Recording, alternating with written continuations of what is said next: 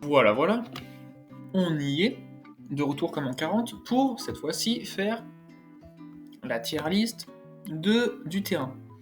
Ça va un peu changer, là cette fois-ci, vous affolez pas si vous voyez pas les persos de la F4 et que vous les voyez en ça pue la mort sur le terrain, parce que bah ouais, c'est pas des persos qui sont faits pour la même chose. Déjà actuellement, il n'y a pas à tortiller du cul pour chier droit. Le meilleur perso en défense, c'est Momoshiki. Et vous le savez tous, parce que c'est un perso qui fait énormément de dégâts, qui retire du chakra. Souvent vous perdez parce que vous avez plus de chakra et vous avez trop le seum, et c'est bien normal, il est très très fort. En deuxième, c'est Sasuke, Wandering. Exactement pour les mêmes raisons que Momoshiki. Invincibilité, immunité, trigonométrie. Non, il n'y avait pas ça. Non, il n'y avait pas ça. Non, vraiment, il est super fort. Avec son ancienne ulti, moi je le trouve giga drôle à main. Donc ouais, Sasuke, très bonne surprise. Excellent. Et tous les deux, des persos God tier pour être en réanimation, vous vous en doutez, parce que ils sont très forts. Ensuite, on a Danzo. Danzo, moi je le laisse toujours là, contre l'avis très avisé de MTC et de Yusei, et qui m'ont fait remarquer que le nouveau Narukage et le nouveau Sasuke Wandering ignoraient l'effet de réanimation.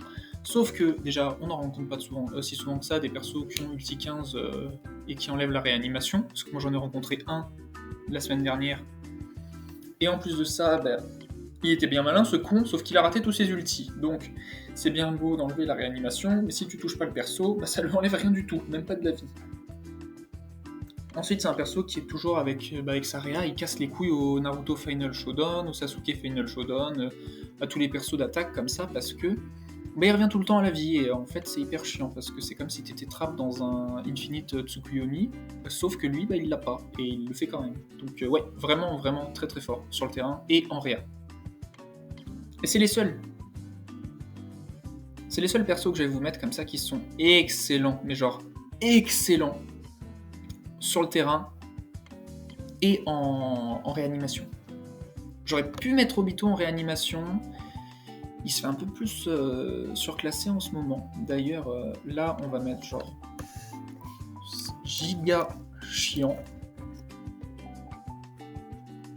Vraiment méta. Ça passe. Non, genre jouable plutôt. Ça passe si t'as R.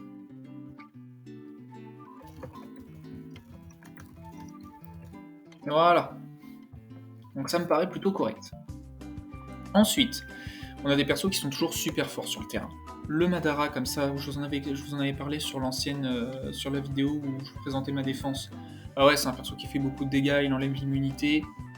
Hyper intéressant, vraiment hyper intéressant. Kaguya fait perdre beaucoup de temps. Ah ouais, alors je ne l'ai pas dit. Kaguya, donc, qui fait perdre beaucoup de temps. Danzo, qui fait perdre beaucoup de temps. Et même peut-être Momoshiki, en fonction de comment vous voulez le build. C'est des persos qu'il faut monter avec beaucoup de défense et des résistances. Pas beaucoup d'attaques. Sauf Momoshiki. Momoshiki, ça peut être intéressant. Et du coup, Madara, Sasuke et Momoshiki, des persos violets et qui ont pour but de kill ou d'enlever du chakra, c'est des persos où il faut qu'ils aient un peu d'attaque. Donc si vous avez quelques slots de libre et que vous voulez mettre des bits d'attaque, ça peut être intéressant. On a dans ces persos-là qui sont vraiment méta et que moi j'utilise ou que j'aimerais utiliser pour ma défense, ce Minato. Pareil, Minato, soit c'est full tank parce qu'il est très faible en termes de défense, mais il reste super longtemps avec son évasion et tout. Donc soit vous voulez qu'il dure longtemps et vous le mettez en full def, moi ça me choque pas. Soit vous voulez qu'il kill, c'est un peu plus rare quand même que ce Minato il kill, c'est plutôt un croqueur de temps. Donc build def HP, ça me choque pas des masses. Je trouve ça pas déconnant. Et ensuite, est-ce qu'il y a quelqu'un d'autre là qui peut aller les rejoindre? Je suis pas sûr. Hein. Peut-être qu'on le verra au fur et à mesure de la vidéo et que je suis pas tombé dessus avec mes petits yeux de fouine, mais je suis pas sûr. Dans les persos encore très jouables, Obito en premier. Hein, ça, aucun doute. Sur le terrain, du moins, Obito très jouable parce qu'il a une IA qui casse la tête. Même si tu le fais sortir et que t'as l'autre bout de la map et que t'es pas dans son range, il va utiliser son Kamui pour aucune raison valable, et ça c'est trop chiant. On a un Boruto qui est encore largement jouable parce qu'il fait pas mal de dégâts, il a une bonne mobilité et tout, il se téléporte d'un endroit... Enfin, pas se téléporte, mais il fait des grands dashs d'avant en arrière, de l'invincibilité, il retire votre immunité et tout. En tant que défenseur, ouais. Oui. C'est un grand oui. Pour un perso jouable, c'est toujours des persos que... Bah, perso, moi j'utilise toujours dans ma base. Sauf Obito parce que je l'ai pas. Mais voilà. Lui, ouais. Ouais, parce que c'est un perso méta qui vient de sortir, il est toujours boosté, il a un limit break du feu de Dieu, et vous n'avez pas de résistance verte, alors que lui c'est un limit break vert. Donc je pense que ça suffit à argumenter sur ça. Le Naruto Final Showdown, parce qu'il fait toujours pas mal de défense, hein, je le trouve pas dégueu, et il ulti assez rapidement quand vous l'avez bien monté. Donc là, Boruto, lui, ce serait plutôt un build attaque, parce qu'il va déjà tanker de base pas mal. Boruto versus Momoshiki en build, je le mettrai en build défense parce que c'est un perso qui va faire perdre du temps et qui va utiliser son limit break. Et en plus, comme il est rouge, il a pas beaucoup de def. Et Naruto Final Showdown, faut lui trouver un équilibre, quoi. C'est pas mal si vous arrivez à lui foutre 70k de défense et 50k d'attaque en pay to win et retirer 10k si vous êtes en free to play. Donc ouais, ça c'est des persos pas dégueux sur le terrain comme ça, qui sont toujours jouables et qui peuvent toujours bien kill. En fait, c'est des persos, vous avez... c'est pas que vous avez peur, mais en même temps, vous savez que c'est pas du Itachi versus Sasuke non plus, quoi, en défense. Si vous faites une erreur, faut vite courir. Qui en a d'autres? La Sakura, parce que la Sakura, putain, une fois qu'elle a son évasion, il y a plein de persos qu'elle va vraiment faire chier, et je pense au Sasuke Final Showdown, Obito. Si vous êtes en main avec Naruto Okage, ça va vous casser les reins aussi. Donc ouais. Toujours bonne en... Non, pardon, oula, on annule. Toujours intéressante sur le terrain. Toujours intéressante sur le terrain. Naruto Okage sur le terrain, je pense qu'avec son limit break et ses trucs, il peut faire le taf, même si je suis pas convaincu étant donné que je l'ai jamais vu faire, mais d'après ce que je vois de ses jutsu et de sa position en F4 et tout, ouais, ça peut. C'est pas franchement le plus utile de le mettre là, quoi. Si vous l'avez, mettez-le en F4, mais ouais, pourquoi pas. Lui, je vais le mettre là, parce que bah, il tue beaucoup, en fait, étonnamment, même s'il est moins chiant que tous les autres de sa ligne. Bah, les refs, c'est de votre faute, vous avez qu'à arrêter de crever sur ce perso, mais il fait un nombre de défense qui est impressionnant, et quand il est en plaque de Réa, souvent il utilise son ulti, et ça me pète les couilles, parce que son ulti il dure longtemps, et t'as vachement moyen de mourir, il se met... Si vous utilisez pas la boule de feu, il est tout le temps en invincibilité, il est un peu chiant. En vrai, ouais, il est un peu chiant. Et je le trouve bien plus chiant que la ligne d'en dessous. Voilà pourquoi je l'ai mis en vraiment méta. Parce que... Ouais, je vais pas le mettre en vraiment méta, je vais le mettre en ça kill bien. Non, bah non, parce que ça kill pas bien. Ouais. On va revenir. Mais je sens que je vais me faire... Je sens que je vais me faire tomber dessus pour ça. Mais je maintiens, je trouve que c'est un très bon perso. Et je suis là pour dire mon ressenti pour ceux qui veulent bien m'écouter ou qui veulent avoir des conseils. Je vous le dis, c'est un perso qui fait de bons dégâts et qui tue bien. Pour moi, il tue plus que Naruto Final Showdown, plus que Obito, plus que Boruto. Et je comprends pas pourquoi, mais il le fait. Et donc lui, ses builds, pareil, essayer de l'équilibrer un peu, parce que c'est un perso rouge, donc il va avoir tendance à prendre pas mal les dégâts. Enfin, à se faire défoncer la tronche, mais par contre, ouais, il lui faut de l'attaque. Donc si vous lui foutez full les nouveaux tools rouges, là, enfin nouveaux, et qu'il se retrouve avec 35k d'attaque, c'est pas trop la peine, quoi. Là, par contre, il en perdra tout son intérêt. Et voilà, là, je pense que les deux lignes sont plutôt bien remplies. Ça passe si t'as rien maintenant. Et là, par contre, c'est plus par ordre de grandeur. Déjà que, bon, jouable, c'était pas par ordre de grandeur, vous l'avez remarqué. Mais là, c'est vraiment tout diffus. On a lui, parce que lui, il a plein d'invincibilité, mais il sait pas courir. Hein, on dirait moi en défense quand je jouais dans mon club en Div 3. Il sait pas courir, son ulti il pue la mort. Moi, j'ai jamais compris pourquoi ça avait été un perso méta à une époque selon certaines tier lists que je ne citerai pas, et parce qu'il a toujours été mauvais, même boosté, comprends pas. Lui, on hésite, hein, parce qu'invincibilité et tout, mais quand même, c'est pas un perso qui me fait peur. Il me fait bien moins peur que tous ceux qui sont au-dessus. Si je le rencontre, bon, c'est pas du bibi culotte non plus, quoi. C'est un perso qui est là, et On est là, quoi, pas plus que ça. Petit problème d'enregistrement, donc ouais, je disais, bah Gaara, voilà, hein, Gaara, il me fait pas peur quand je le vois.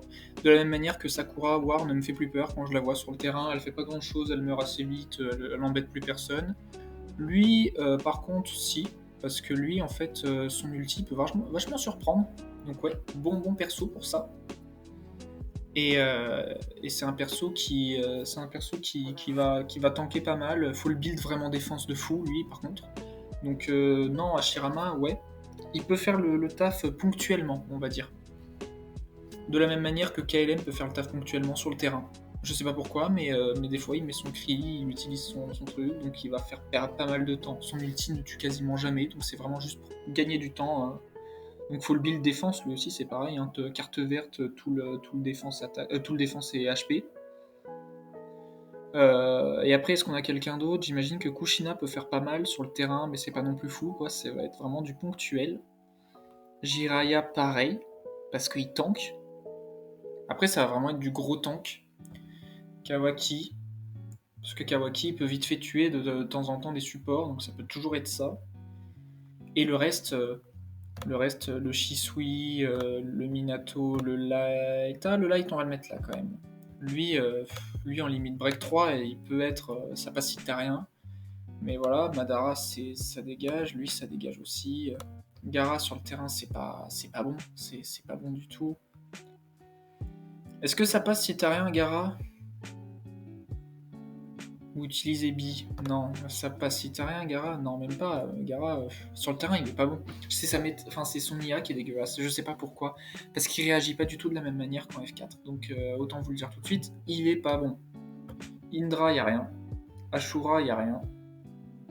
Et le reste, ça pue du fiac. Donc voilà, ça c'est la fin de la tier list F4. Non, pas du tout, la tier list terrain, je m'embrouille moi-même. Et bon, je trouve qu'elle est intéressante. Hein. Vraiment, si vous avez moyen de faire une F4 avec les meilleurs persos que je vous ai dit tout à l'heure et de foutre Momoshiki en réa, c'est pas dégueu. En vrai, ça fait vraiment le taf. Aujourd'hui, il n'y a plus besoin d'avoir trop peur du gate crash, étant donné qu'il n'y a que Boruto qui peut gate crash vraiment 100% du temps. Et si vous avez Boruto dans votre F4, vous n'avez plus peur du gate crash. Donc ça vous permet d'avoir une idée. Évidemment, si vous avez un Boruto qui est giga bien monté, ulti 15 avec limite break 3 et que vous avez une Kaguya qui est limite break 0, il va falloir prendre le Boruto, parce que là, ça va être vraiment le potentiel max des personnages. C'est pareil pour Madara, si votre Madara, vous êtes obligé de le mettre en full défense et que vous n'avez pas de truc d'attaque, ou que vous n'avez pas son limit break à plus de 1 et tout, ça sert peut-être à rien de le mettre, même s'il est plus haut dans la méta, parce qu'il vaut mieux un perso bien monté qui va tuer qu'un perso entre guillemets méta, mais mal monté. C'est toujours pareil. Donc voilà, à la limite, un Momoshiki c'est toujours intéressant, même sans son ulti. Mais Danzo, si vous n'avez pas son ulti 15, il sert à rien. En fait, il vaut mieux mettre un Momoshiki sans ulti en réa qu'un Danzo avec ulti 5 en réa, par exemple. De la même manière, qui on peut avoir Sasuke, il vaut mieux l'avoir limite break 1 ou 2 pour pouvoir le jouer correctement en défense. Alors que Sakura en limite break 1, elle est jouable. Vous voyez le truc. Donc voilà, c'est à peu près les conseils. Donc ouais, prenez pas au pied de la lettre non plus toutes les tier lists que vous pouvez voir. Essayez de faire une défense intelligente en regardant un peu comment placer vos trappes, en organisant votre room par rapport aux défenseurs. Un Minato sera bien meilleur en fond de map à pouvoir utiliser son invincibilité et son évasion, alors que, en toute logique, un perso tank comme un Naruto Final Shodown sera meilleur en open de map pour pouvoir se prendre un coup, tanker, se relever, ulti. Vous avez compris le truc. Donc voilà. Et bah c'était tout, j'espère que vous avez kiffé la petite tier list. Je fais un gros bisou à Anis pour aucune raison. Et puis voilà, salut!